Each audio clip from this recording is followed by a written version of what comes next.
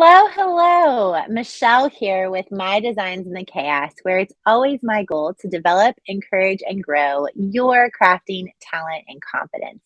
And today I am live on episode number 30 of our daily dose of design, where for the last 30 days, I have been going live every single day, sharing all types of information regarding SVG files and designing SVG files. These past 30 days, we've talked about everything from how to access the extras that are inside of a font. We've talked about what's a technique to be able to remember things. We've talked about how to get out of your rut, how to determine what types of things are trending. How do you actually have a framework to learn? We talked about what an SVG file is.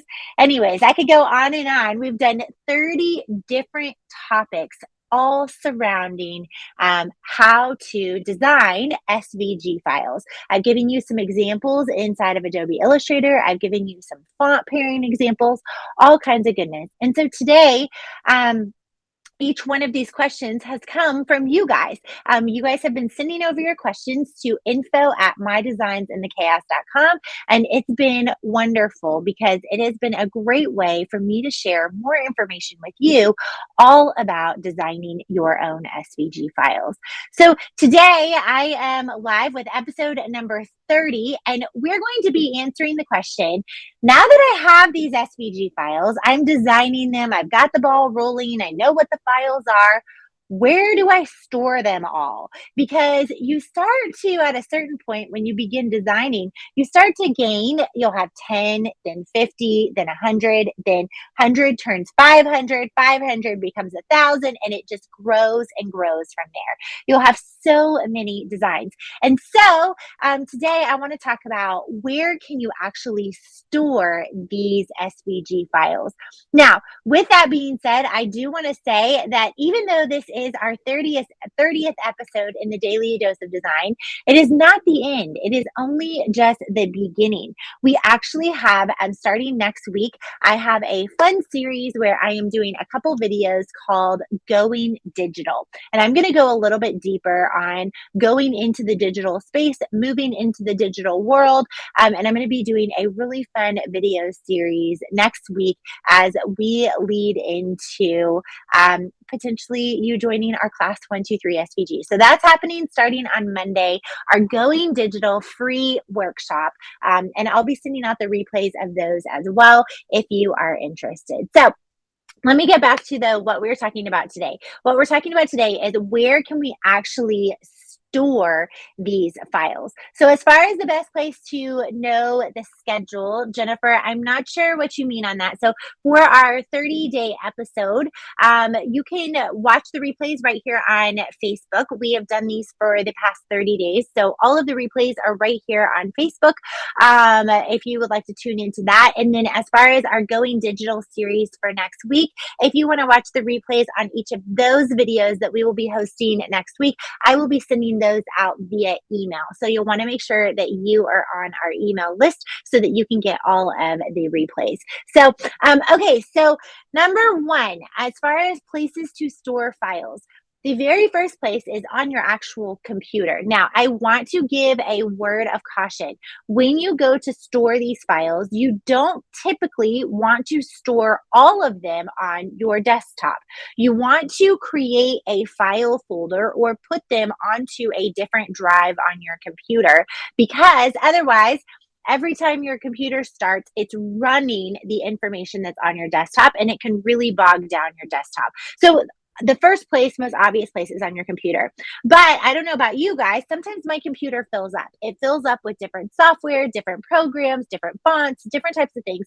So I need some other places that I can store these designs that maybe I have in a shop somewhere, or maybe like for me, all of our Club Chaos files, we've got thousands of files in there. Where can I store these things so they are not cluttering up my desktop? They're maybe not ones that I use every single day, but they're ones that I would like to have access to. So the first place, aside from my computer, is an external hard drive. I absolutely love this one. This is not sponsored. It's a Seagate one. I got it from Amazon. It is really, really easy to use. You want to be careful with these though, because they can go bad. They can, drop and break. And so you want to just, I'm saying that as a word to the wise, but I absolutely love my external drive. I always go through and I will back everything up to my external drive just so that I have a backup. So that's a great place. So that's the first place that, aside from your computer, that I would suggest that you are storing your actual designs. And that way it's not taking up all the space on your computer all the time. Is number one, an external drive. Number two, the second place that I would encourage you to store your files, you don't have to store them in all these places. You can kind of pick which one works for you. But number two is on some type of a cloud. Now, when I say cloud, what that means is it is a server that you can access from any device. So this could be like OneDrive if you're a PC user. We talked about the difference between PC and Mac in one of our earlier series, but it could be OneDrive. It could be iCloud. If you are a Mac user, you might want to put all of your items onto iCloud. And again, these are just like a cloud device, which is where you can access it from a lot of different places. You just sign in to your account and then the information is there. Okay. So that's number two, is some sort of cloud, depending on if you're PC or Mac. It might be something like OneDrive, or it might be something like iCloud. Number three, the third place that I really like to store things is an online tool called Dropbox. Now, in one of our earlier series, we talked about how to actually share SVG files. And that was one of my suggestions, is that you can share things through Dropbox. And so it's a great place to store stuff. The only downfall with a resource like Dropbox is after a certain storage amount, you have to actually pay. And so depending on how many items you have or how much you are storing, if you want to spend the money on it, you'll have to determine if that makes sense for you. But that's number three, is an online tool called Dropbox. And then number four, and probably my absolute favorite, is Google Drive. Now, I talked about this again in previous episodes of this series, but Google Drive, I absolutely love it. And I love it for a couple of reasons. I love it, number one, because I can access it from anywhere. I can access it from my phone, from my computer, from my desktop, from my laptop, from all my tablet. I can access it from anywhere, which is really, really helpful. The second reason why I absolutely love Google Drive is other people can access it. So if there is something that like I need somebody on my team to help me with, and I'm like, hey, can you go look at this file? They all have access to the same thing as long as I have those permissions set. And so I absolutely love Google Drive for that reason. I also find I have a little bit more storage on there than I do in Dropbox. But you also, at a certain point, will end up maxing out your space on Google Drive. And so you have to pay, I think it's something like 99 cents a month if you want to end up having additional storage on there. But I absolutely love, love, love Google Drive, because more than one person can be in on a document at the same time. It's real-time editing. I just think that Google Drive is really, really efficient. So for today on where to store the files, aside from your actual computer, the four places that I suggest that you look into are: one, an external drive of some sort; number two, a cloud of some sort. It's either going to be OneDrive or iCloud, depending on if you're Mac or PC, like we talked about.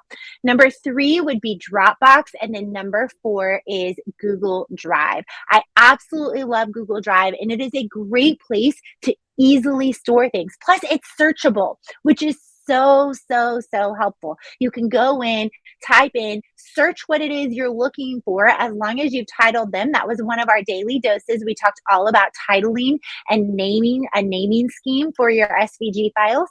And so as long as you have them titled properly, you should really be able to easily get in there and search and find exactly what you're looking for. So Those are my 4 tips for you. Now, this is episode 30. Like I said, though, the fun is not quite over. We are going to continue to learn about SVG files and the digital landscape next week in our series called Going Digital. It's a live workshop that I'm going to do. It's going to consist of 4 different videos. I will put the replays out via email. And so we'll talk all about everything from font pairing to how to get your ideas. And we'll go into a little bit more depth on that. So if you have a question, make sure to send it over info@mydesignsandthechaos.com. And then I will see you guys in our series next week called Going Digital. It starts on Monday, and I'm really, really excited about it. Plus, don't forget, if you are not subscribed yet, to tune in because there's all kinds of really inspirational stories that I have been sharing about people who have gone through the journey of learning how to design their own SVG files. So if you're on the fence of like, I don't know if I can really do this, I don't know if I can really design, even if it's nothing to do with my program, just learning how to design in general, it's super inspirational to listen to their journeys and their stories. And so I encourage you to go check those out. You can find them on our Facebook page. You can also find them over on our YouTube channel. So the next series starts on Monday called Going Digital. It'll be a 4-video workshop, and I can't wait to dive in a little bit deeper with you next week. Okay, y'all have a great one, and I will talk to you soon. Bye, y'all. Happy Easter.